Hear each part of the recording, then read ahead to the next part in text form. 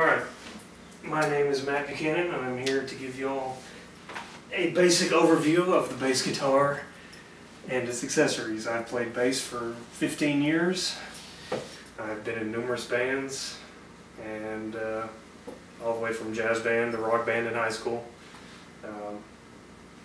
So yeah, do any of y'all have any music background? No. Nah. Played the saxophone. Saxophone, so that would be what, treble clef? Mm-hmm.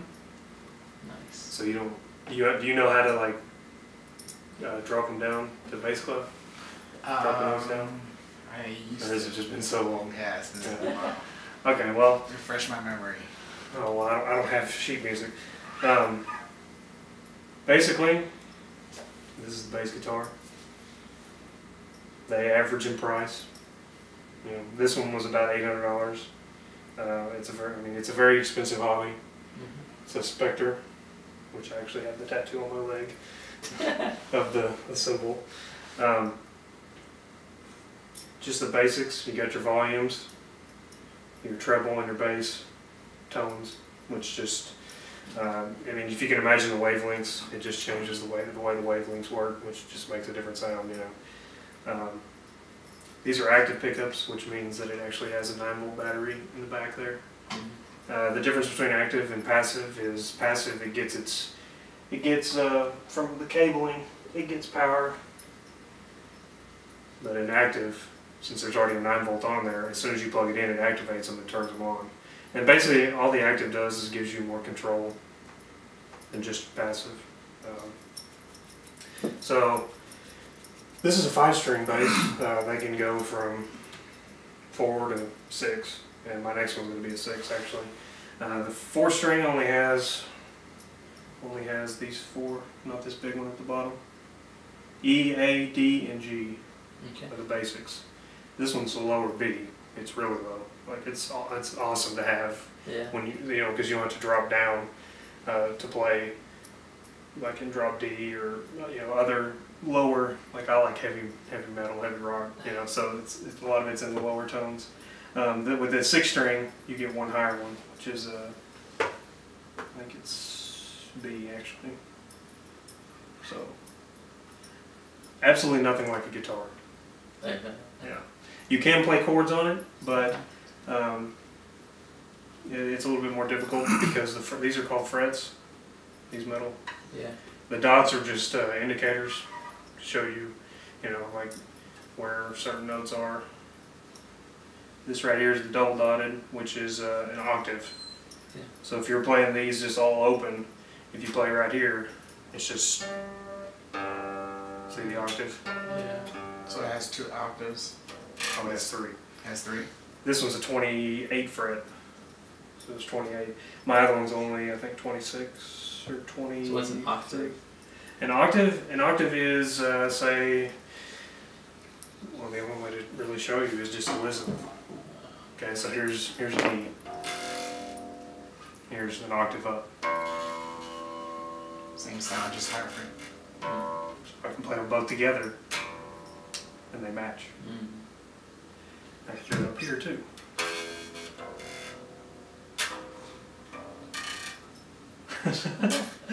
So yeah, the frets are that you can get fretless. And this is what's called the fretboard, and then this is actually a bolt-on bass, which you can actually get basses that are all hand carved, solid, which they're more expensive. Let's see. So you got the strings. This is the neck, obviously, and this is the head. So it's called. This is how you tune it. I've also got a little pick thing back here. That's not a pick. I just broke that. Alright. So we'll move on to... So for tuning, can you like tune one note and then can you match it with another one? Yeah. Is that how it goes, or I don't know? That's what I was told before. Because I've always wondered how people tune it without the machine. Yeah, well, if you played long enough, then you get to where I can do it. But why, whenever I have this awesome tuner, that's there for my convenience, obviously. And there's the input jack. And you turn it on. This is called a power conditioner. It's basically just a really fancy power strip. It tells you what kind of voltage you're running. You know, this is straight from the wall. It's even got lights. That's So when you're on, stage and it's dark or whatever, you need to see. Does it keep it at 119? No, it'll average. It'll change. You know, because electricity in the walls is not constant. It's always going up and down.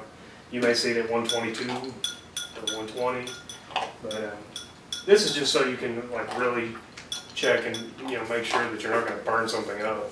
Which I have burned one of these up already. When I lived in the dorm, I actually plugged it into the wall outlet and it fried the whole thing. Oh wow. This is a tuner.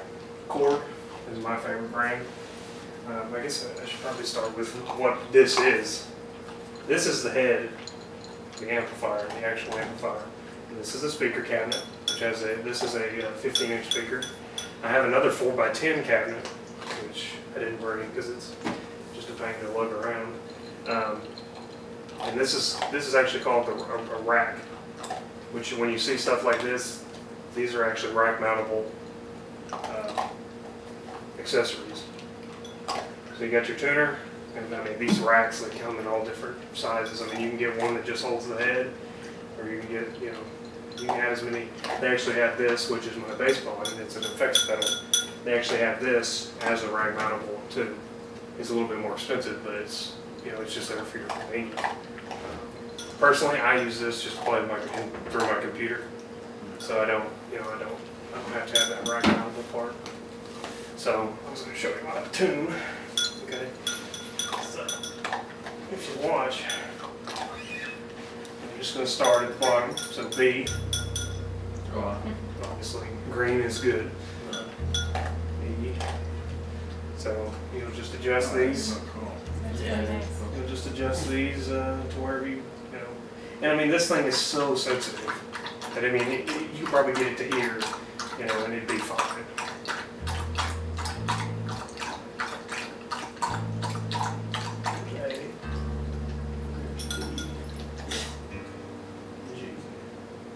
But another way to tune it is right here with the 5th fret, which is the next string up. So they're pretty close. And then you can always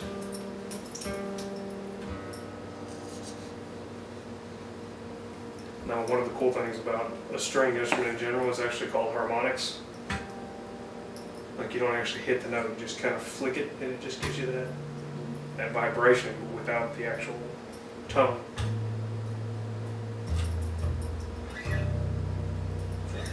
Yeah, here's the volumes. I mean, I can crank it up as loud as you want, really, as loud as it needs to be. Playing in a concert setting, I never had to be mic'd. With this new head, my old head, I had to be mic'd because it wasn't powerful enough. This one is. I think it peaks out at about 2,000 watts, so it's plenty loud for really any outdoor thing and indoor.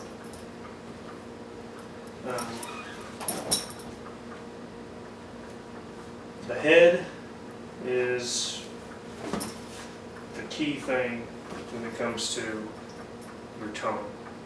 I mean, you can buy these effects pedals and all this stuff, but I mean, this is called a graphic equalizer, which you can actually turn on and off, however you want. I like to do it personally, I like to do the V, which is just, each one of these is a different frequency that it focuses on, and then you can change the amount of power it puts out. You got your tube gain, which this is a hybrid head, which means it has tubes. They look like light bulbs, but they generate large amounts of energy, basically. And it's also half digital, meaning it has its own little capacitor and all that built into it. You got your master volume, which is pretty self-explanatory. Treble, which is your upper, which you can also adjust it right here, and I can adjust it on this.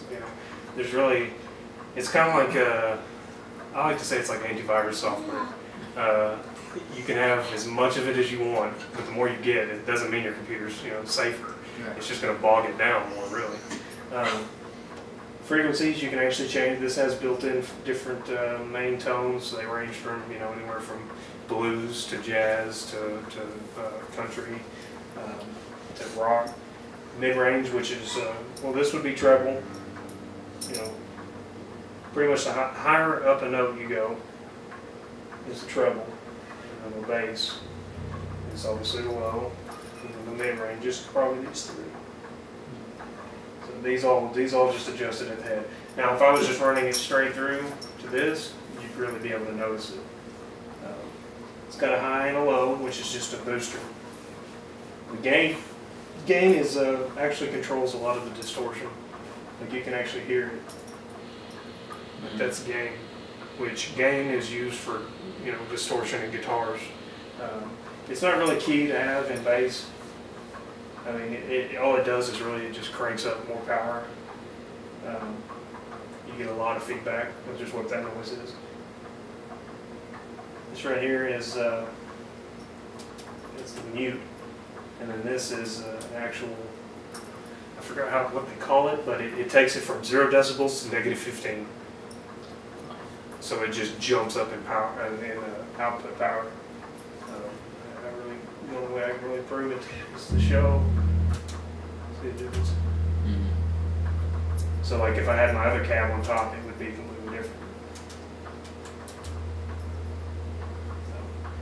This, like I said, is the bass pod, is what it's called.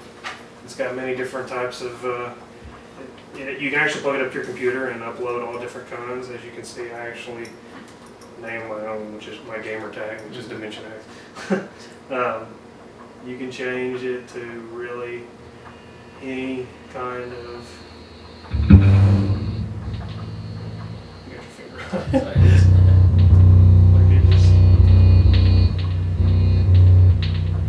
It just changed. I think there's about 200 of them. And there's different effects. This one's weird. It just changes it completely. It's got the delay and Yeah. Let's see. There's one. Oh, I like this one.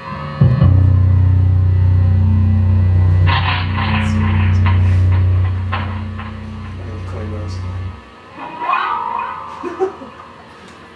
But yeah, I mean, and you can adjust them all the way down to really the exact frequency by just adjusting the percentage. This is called the effect tweak value, which it just changes the percentage of the actual mod, which mod is modification to the sound.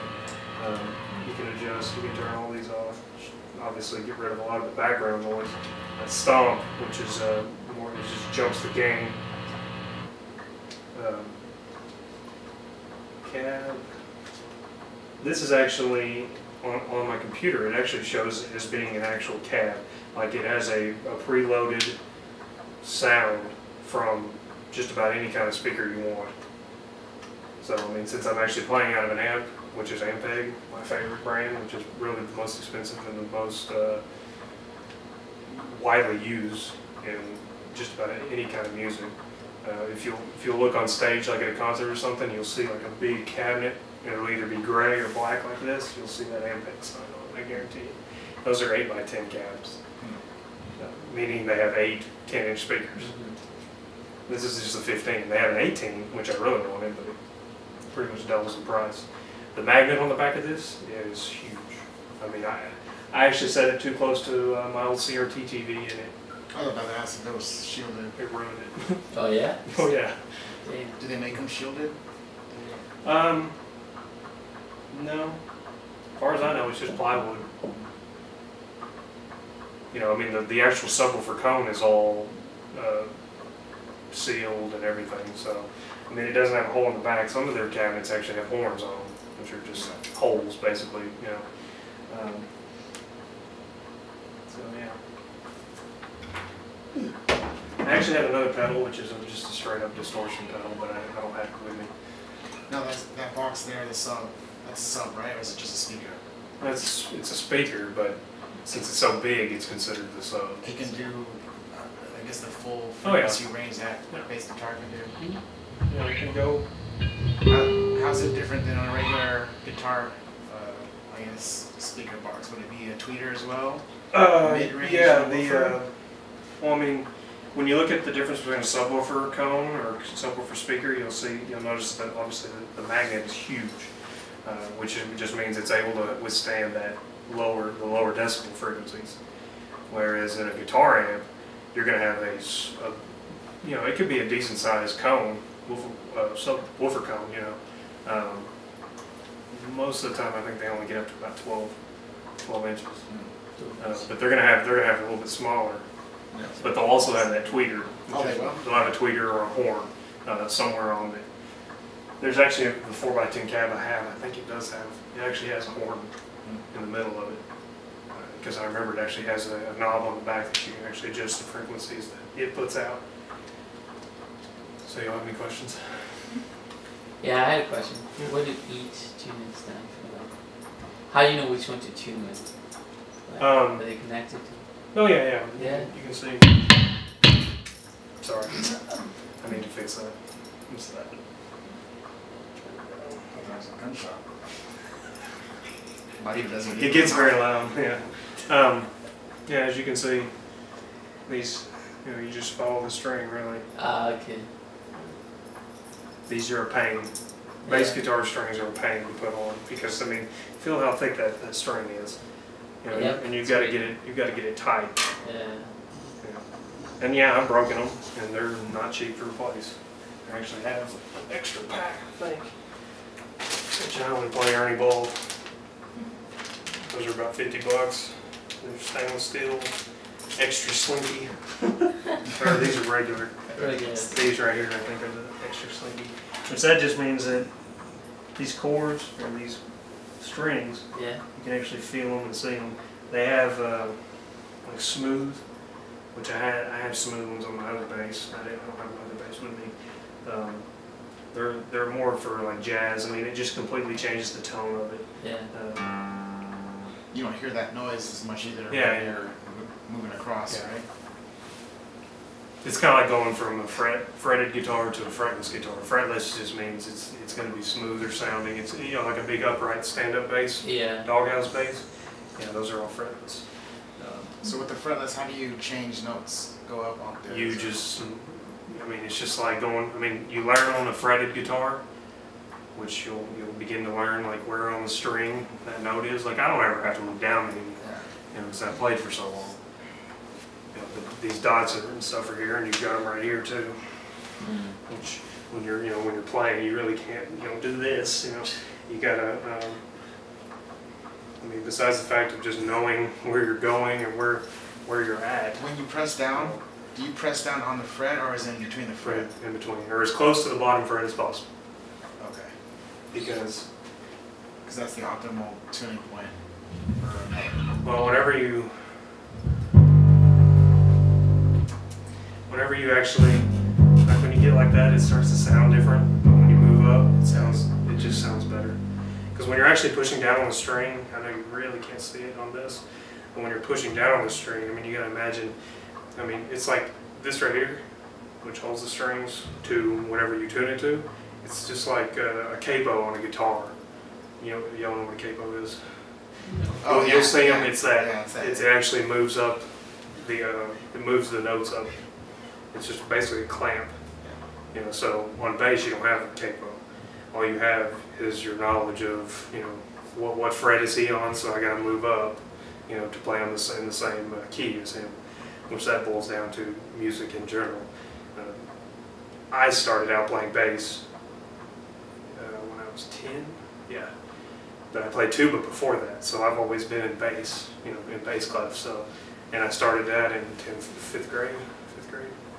Played since state. I went to state my senior year. I went to state for this state jazz band. But very expensive hobby. It's really just a matter of how much you want to pay. There's a bass that I want that's actually made by Spectre that is made out of, I think it's 250-year-old wood that's been sitting at like the bottom of a river for that entire time, and it's completely just a beautiful looking, it's really just a matter of how much you want to pay. Something like that, I wouldn't even play. I'd probably just have a glass case and just look at it, so yeah. Any other questions?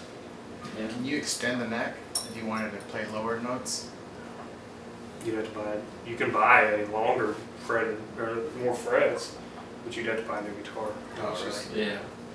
Because you either have to replace the bridge, which these some basses actually or some guitars actually you actually thread the string from the back, whereas this one it just has, you can actually see them right there. Those are just little. I like to call them nipples, but I don't know the exact term for them. But they're just strings just wrapped around them and it just holds them. And you can adjust these, which just changes the height, how high the strings are above the frets. Which, I mean, if you get them really low, you get a lot of, you hear that? Yeah. That how it's hitting the fret. Uh-huh. Whereas you get a, see, I like to have mine a little bit closer, so you hear that a lot more. And you can also hear it like when you're playing. That's loud.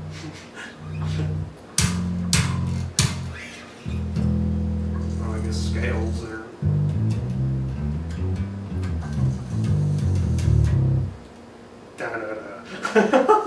I can't go that low. What is it?